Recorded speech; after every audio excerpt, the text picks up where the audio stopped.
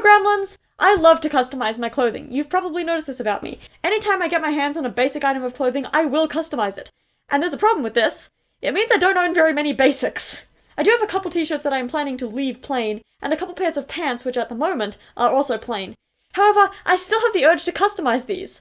And the problem with that is if I customize them, they'll become a lot less versatile. So, I have a plan. I'm going to attempt to make removable customizations. Basically, I'm going to make myself a collection of patches for my pants. Patches that are going to be attached with safety pins, and therefore are going to be completely interchangeable. That way, my pants can still match with various different vibes, but they'll be more detailed and cooler. And they won't be plain anymore, which is nice, because I like adding a lot of detail to my outfits.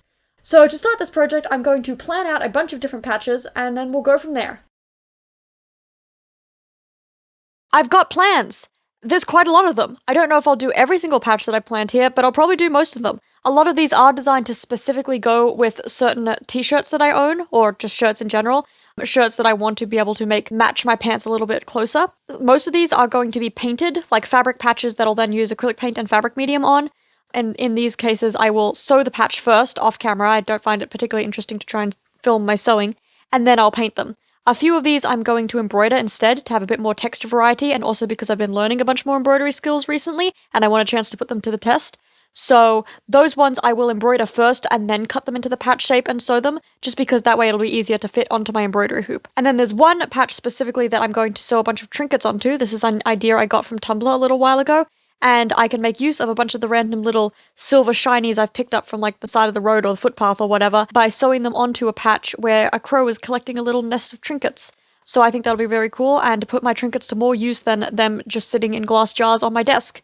So anyway, there's quite a few patches here. I'm going to start by finding all the fabric I need for these, and for the ones that are going to be painted, I will measure and cut out the patches and sew them off camera, and for the ones that are going to be embroidered, I'm going to gather my embroidery threads and start sketching out the designs for those, since those will probably take a while. So I know I said I wouldn't film any of the sewing process because I didn't think it would be that interesting, but you may be interested in the position I'm sitting in while I sew.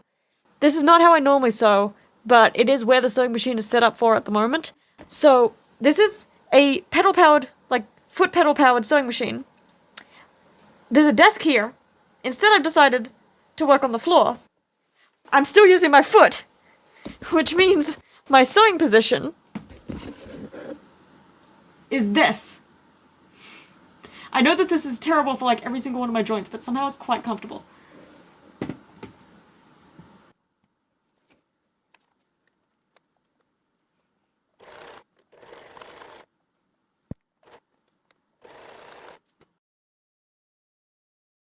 I sewed all the patches I could in one afternoon, some turning out a little better than others. Then I got set up to start painting. These clips are not shown in chronological order. I was painting multiple patches at a time, waiting for one to dry while working on others, but here I've grouped all the video clips of the process of painting one patch together. This does mean that lighting, the amount of paint in my palettes, and camera position can all be a little inconsistent, but I felt that this was the least confusing way to show my process. I'm starting with a fairly simple patch that took far more coats of paint than I was expecting going into it. This patch will have a simple vine pattern, made up of 2 shades of green, one for the stem and one for the leaves. The green paint shades are both lighter than the dark green fabric background, which is part of the reason it took so many coats for the colour to show up. The other problem is the quality of my paints. Some of my green shades are quite translucent, and while they look great wet, they dry much less visible than I wanted.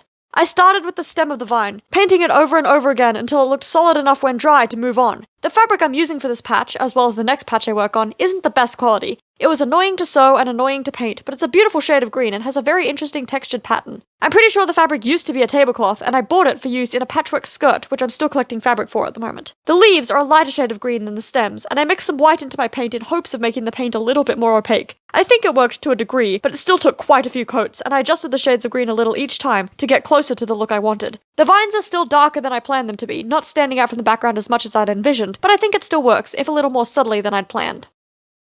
The next patch I worked on is painted on the same fabric, and is one of the only patches I had to sketch my design onto first before I started painting. Most were free-handed, but I didn't trust myself to draw a frog freehand. This frog is made to look like it's clinging to the side of my leg when I'm wearing the patch on my pocket. I used reference images of frogs on walls or on the side of glass tanks. Once again, this frog took a lot of coats for the paint to stand out. I did learn from the vines and mixed white into my paint right from the beginning to try and give myself a lighter base to work from. It still wasn't very successful, as you can see by the clip of the first coat when dried. This clip is also kind of out of focus. Unfortunately, my camera was giving me issues. I have my phone on a shelf above my desk looking down on my work, and in order to adjust the focus and exposure for each clip, I had to stand on my desk chair to reach. Later, I tried using a mirror to see the screen, so I could stay on the ground, after I nearly fell off my desk chair twice and got slightly lectured by a friend about being unsafe. In the later layers of paint on the frog, I added some subtle color variation. Parts of his legs are lighter than others to make each segment stand out even when folded next to each other. I also added a slightly splotchy pattern on his back, although I don't know how much the variation shows up in the final product. My final touch was the eyes, large and black like all my favorite frogs have. This frog isn't modeled after a specific species, he's just a quintessential frog.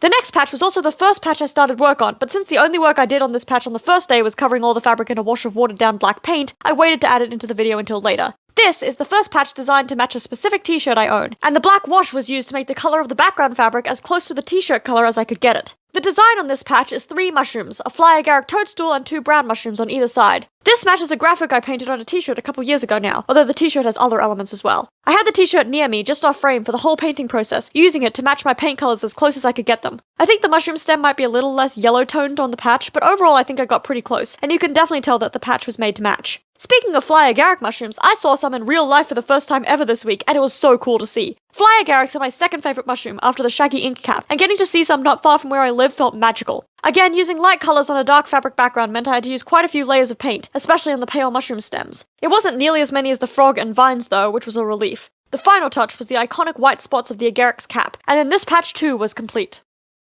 My next design is a little different from my usual style, but I had a lot of fun with it, and it only took a couple layers of paint. I draw eyes a lot, but eyes are not a motif found in any of my clothing until now. This patch is just covered in eyes, all staring out at nothing. They aren't detailed or realistic, the eyes are just white outlines on a dark green background, each one with a few simple eyelashes. I have made one item of clothing with this design before, a mushroom with eyeballs for spots that is still for sale on my Etsy, and these eyes are much the same style, if a little simpler due to scale. This patch was one of the quicker ones to finish, and then I moved on to another body part paste design. My next patch is the largest patch I sewed, where most of my patches were all the same size. It is also the only one not designed to fit on the side pockets of my cargo pants, but instead onto the knee. This patch is a simple set of bones, the bottom of a femur, the patella, and the top of a tibia and fibula. It's painted in the same style as the leg bones on my forest punk pants from about a year ago. My first coat of paint was plain white, just to give myself a base to work on above the black fabric. After that, I added a coat of pale grey, all one shade. Then I began to add simple shading and highlights, light grey to white. Spoilers for the reveal at the end, but the idea behind this patch didn't quite work out. While using safety pins to secure patches to pockets worked pretty well, using safety pins to secure a patch over the knee, the part of the leg which bends and moves the most, really didn't. The fabric would gape out between the pins, it was hard to line up properly, and I think that in order to reach its full potential, this patch would need to be sewn in place, defeating the purpose of a removable customization. I still like the design, but this probably won't be the most frequently used patch, unless I don't try to line it up with my actual bones. The bones are simple and the shadows soft. The only contrast present in this design, besides the pale bones and the black fabric, is a little bit of darker shadow between the patella and the bones behind. Finally, I lightened some of the highlight areas with plain white paint and left this patch to dry. The next patch is also bone themed, but this time with a colour scheme of cream and brown, rather than stark black and white. This is another patch designed to match a specific t-shirt I own, a t-shirt I actually painted on the channel ages ago. The t-shirt is brown and painted with animal skulls and moths. This patch is a similar shade of brown and painted with a set of vertebrae. Again, I started with a simple white base to work from, then mixed a light creamy beige colour, which on camera looks quite yellow, and filled out each vertebra in the solid colour. The next clip is unfortunately out of focus again, but I went over the spine again in a lighter colour, using my original base for the soft shadows on the left-hand edges of the bones. The variation barely shows up, but it's enough to keep the design from looking completely flat. My next patch is also designed to match a specific shirt, but this one is not a shirt I painted myself. I found a pale button-down patterned with a huge variety of mushrooms at a thrift store a while back, and despite the shirt being incredibly oversized on me, I bought it without a second thought. A little more recently, I cropped about 12 centimeters off the bottom of the shirt so it no longer fits me nearly to my knees, and I'm using the fabric I cut off as a reference to this patch. This is the other patch whose design I had to sketch before diving straight into the painting. Every mushroom is based on a mushroom on the shirt, and all the colours are as closely matched as I could get them as well. The painting of the flat colours is the longest I spent in one go on a patch, since I didn't have to wait for any of them to dry before moving on to the next, and the pale base fabric meant I didn't have to do second coats. I know that one of these mushrooms is the fly agaric, but I'm not sure what any of the others. I don't even know if they are all real species, although some of them at least probably are. The mushrooms are mostly red, green, and brown, which works well with my personal colour scheme. And comparing my painting to the shirt, I did a damn good job matching the colours and shapes. I'm now tempted to use this power to make more pattern fabric. I usually paint single graphics, not patterns like this, but think of how many cool pattern button-downs I could own if I could expand my horizons. Future projects to think about once my projects and planning list isn't over a page long. The only second coat I had to do on this patch was adding outlines around the mushrooms once the colours had dried. The outlines aren't black, they're dark brown, and they aren't completely solid, so I let my brush vary, in places breaking the lines entirely. While this isn't my favourite patch of the bunch, it's up there, and it might be the one I'm proudest of.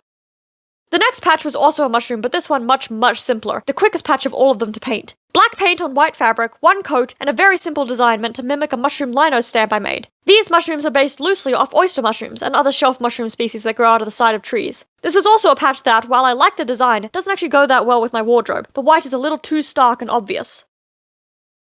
This is only the first half of this patch's creation. This is the patch I talked about in the planning stage, the patch that will involve trinkets, and this clip only shows the painting half of its creation. The idea behind this design is that it's a little crow or raven with a lovely collection of shinies all around him. The fabric is black so that the shinies will stand out, which makes painting a dark bird a little complicated. I used dark grey with lighter grey highlights, so he might not look close enough to black to be a crow, but if I'd used any darker paint, he wouldn't have been visible at all. I also didn't use a sketch for this design, but probably should have, since I had to keep adjusting the size of the bird to match the proportions I gave him. In order to take up a bit more space, I gave this little crow outstretched, stylized wings. Again, the wings are not in proportion, but I like the effect regardless. And besides, the crow's shinies will be the focus of this patch, not the crow himself. The final painted touches of this lovely bird are the beady black eyes with bright highlights, and a shiny highlight on the beak. The rest of this patch will be added at the end of the video. I've finished all the painted patches now, but I have embroidery to do before I get to play with shinies.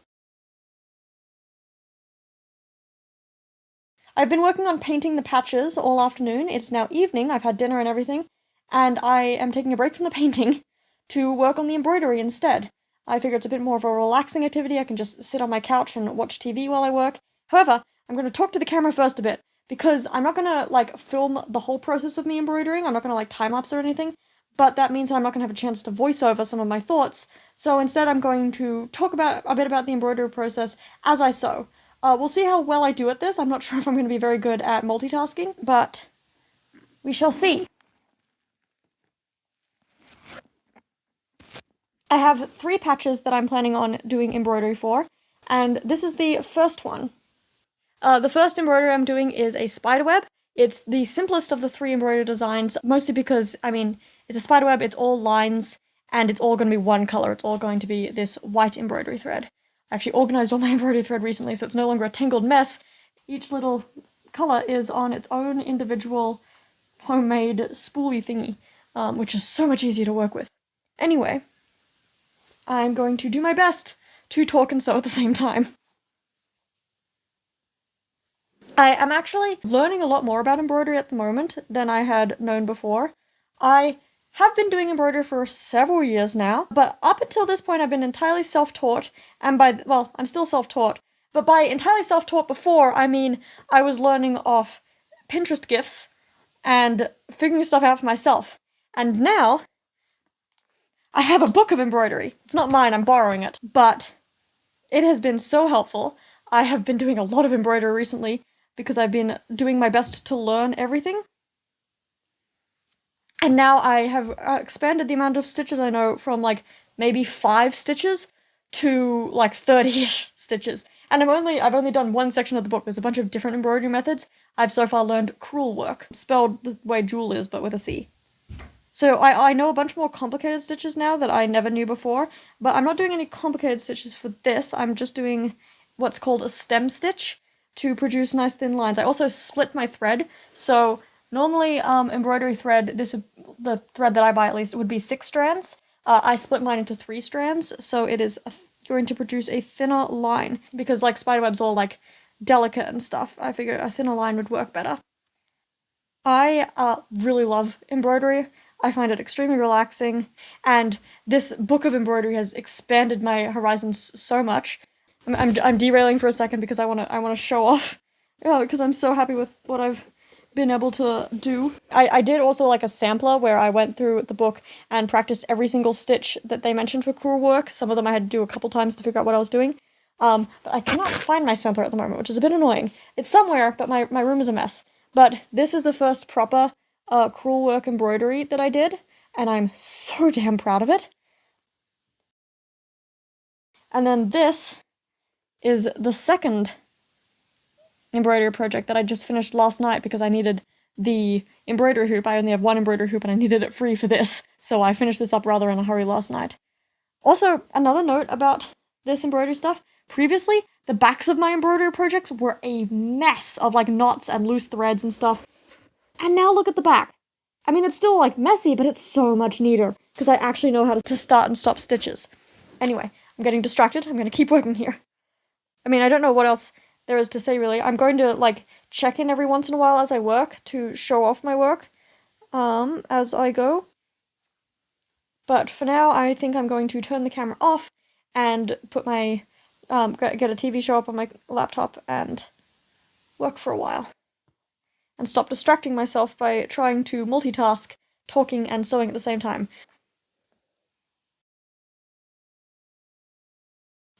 I wasn't planning to check in until I had all the straight lines done, but I feel the need to show this off. This is how much thread I had left on my needle for this particular line. So there's like this thing called thread chicken. I don't know if it's like a thing, but among other sewing friends, it's a thing.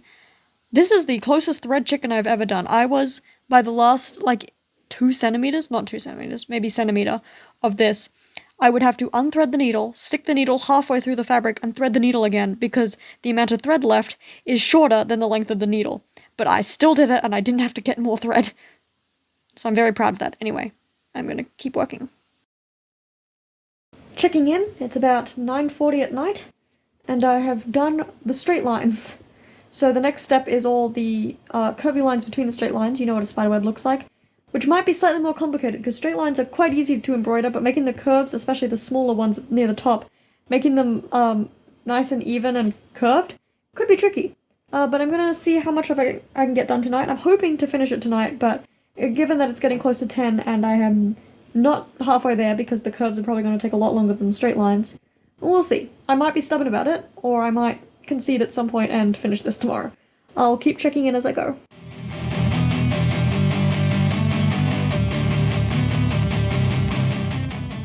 It's done.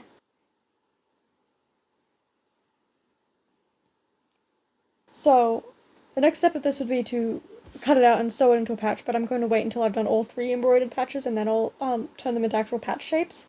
It's also only a bit past 11. I honestly thought that this would take me up till like close to midnight, so the curved bits of the spiderweb took a lot less time than I thought they would. Either that or the straight bits I got interrupted so much that I had a skewed version of how long it would take. I am, however, quite sleepy, so this is all I'm doing for tonight. I'm going to put this aside and I'll work on the next embroidery tomorrow, and continue working on the painting patches as well. So yeah, good night everybody. It is another night. I have been once again working on the painting patches all day and into the evening, and the painting patches are now done. I'm pretty sure I will have done, in the video, all the painting patches at once and then all the embroidery patches. I think I'm going patch by patch, not chronologically. But anyway, I'm here, sat for the evening, to embroider the next patch. This one is a lot more complicated than the last one, so we'll see if I can get it done in an evening or not. The design is basically a skeleton surrounded by flowers and stars, and I'm going to start with the skeleton and then do the details around it.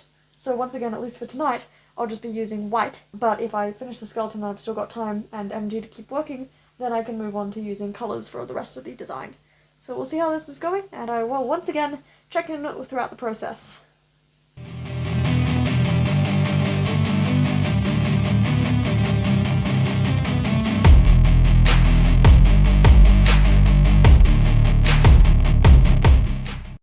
Checking in, I have finished the skeleton, and I am so happy with how they came out. This is a lot of, like, stitches that I've learned recently, like in the last couple weeks, and it looks so good. I'm so happy with how it came out. I don't know if this is in focus, but here's a closer look. So the next step is working on the flowers that the skeleton is frolicking through, and I'll keep checking in as I go.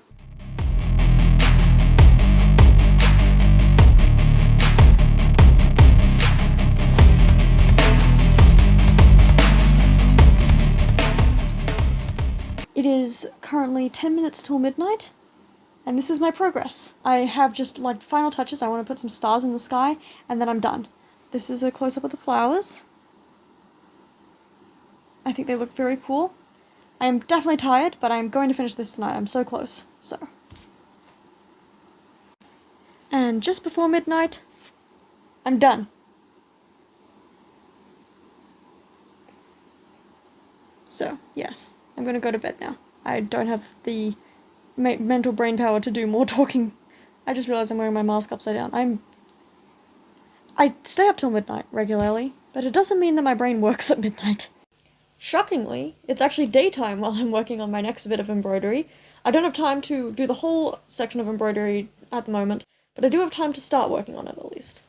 So this is the next embroidery plan. It's a fern with two little, like, baby fern fiddlehead type things. It should be fairly simple. I've embroidered a lot of ferns in my time. This one will be slightly different because I know more stitches than I did, but it'll still probably look pretty similar to other ferns. Also, I originally was going to just make 3 embroidered patches, but I have had an idea for a 4th. So depending on how time works, I may start a 4th embroidery project later today or tonight. We'll see.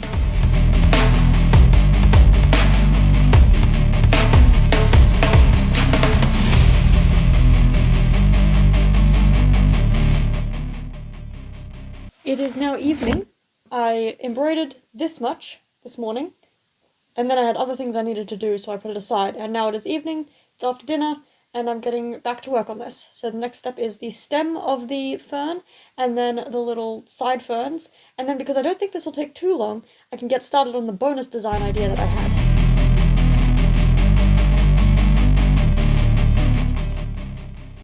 Done! I'm not the most happy with the colours on this. I would have preferred to use more of these 2 colours, but unfortunately I'm very low on those embroidery threads. And most of the embroidery thread I have in my collection is from miscellaneous thrifted packages, so I don't have a whole lot of say in the colours I've got. And I didn't have time to go buy more of a specific colour, so I just made the best with what I've got, and it's a bit mismatched, but I think it still looks good. And now I get to start on the final embroidery piece, the bonus embroidery piece that I came up with last night, I think, and we'll see how that goes. And I'm going to actually try and filming more of the process. I don't know how well it will work, because filming embroidery is kind of tricky, but I'm going to try. Because I feel like I'm skipping through the embroidery part of this video way too quickly for how long it actually takes me. Welcome back to a voiceover! I decided to do my best to film the entire process of this bonus embroidery, and while it's a little hard to follow at times, since I can't sit still, it worked better than I thought it would. I'm starting with some more of my dark green scrap fabric and a sketch. I first marked out where a patch would fit in the embroidery hoop, then completely missed where I drew my marks and sketched the outline of the patch several centimeters out of alignment. It still works, it just means that there are a couple gaps where it fits into my hoop, which led to some tension problems. This bonus design is a second skeleton, since I had so much fun embroidering the first. This time, though, the skeleton has insect wings, and yes, it's a fairy skeleton. I also decided not to use plain white for the bones, but instead a pale beige, making it look more like real bone, and fit more into my earthy colour palette. I started by embroidering the wings, since it's always a good idea when embroidering overlapping elements to start from the back. The thread on the wings is light brown, and I split the thread, the same way I did with the spiderweb, so it's only 3 strands thick. Around the outer edges of the wings I used a stem stitch, and inside the wings, to try and make the lines look a bit more connected, I used a split stitch. A stem stitch involves leaving a small loop of thread when your needle goes down into the fabric, and then bringing the needle back up in that loop before tightening it, so that the line is more connected without gaps between stitches. I'm still learning the stitch though, so the edges of my lines can look a little jagged. A split stitch involves the needle coming up through the middle of the previous stitch, splitting the strands apart, and serves a similar function but with a different visual effect. I don't know if the insect wings are actually symmetrical. I was working from memory, and my sketches are done in watercolor pencil, which means they are easy to smudge. They look similar enough to work though, and I'm really proud of how they came out. With the wings done, I got to start working on the skeleton, using the same stitches I did for the last skeleton. The star of this show is also where I started, with the rib cage. This stitch is called the Van Dyke stitch, and I am not going to try and explain how to do it. If you are interested, look it up. This stitch took me several tries on my sampler to figure out, but once I understood the technique, it is quickly becoming one of my favorite stitches, and it works perfectly to make a rib cage with a sternum and/or vertebrae. The unconnected vertebrae at the top and base of the rib cage are French knots. At this point, when I started trying to use filling stitches for the pelvis, I realized that the gaps at the edge of my embroidery hoop were really messing with the tension, and that's when I remembered that early that day, I'd found a small embroidery hoop at a thrift store, along with a few other craft supplies. I went and found it, and it worked so much better. The tension was improved for the scale I was working at, and it was easier to hold and manage as well. I was able to continue stitching a pelvis with much better quality. I started work on the arms next, using a Quaker stitch for the bones. I didn't do a separated radius and ulna, just did one line for the forearm and one line for the upper arm. It is a very simplified skeleton after all. A Quaker stitch is similar to a stem stitch, but involves splitting stitches rather than just sewing through a loop. I'm probably not explaining these stitches very well, but if I at least give you the names, you should be able to look them up if you want to embroider a skeleton with my methodology. The skull is the one part of the skeleton I think I did better the time before. I'm not even sure what I did differently, but this skull just looks a little more clumsy. I'm still really proud of it though, even though I forgot the nose hole until I was filming reveal footage. I did the second arm the same way I did the first, then started working on the legs. In order to make the femurs thicker than the arms, I'm doing a heavy chain stitch, where I sew one normal stitch, loop the next stitch through it, and then loop each stitch through the previous loop as I go down, leaving a thick, solid line. The lower leg, though, I used the same line as the arm, and at that point I had to shift my embroidery hoop down. The one downside to a smaller hoop is having to move it around the design. The feet are 3 simple running stitches, and then I went up the other leg, and at that point my camera cut out. It was too full from the many hours of videos painting, sewing, embroidering, and talking to the camera from the last week, and gave up on me. I finished the final embroidery. The next step is to cut out all the patches, the embroidered patches I've made, and sew them into the patch shapes. I'm not planning on doing this on my sewing machine like I did the others, because I'm worried that doing it on the sewing machine will catch, like the sewing machine will catch on the embroidery thread and damage the designs, so I'm going to hand sew these patches, hand hem them.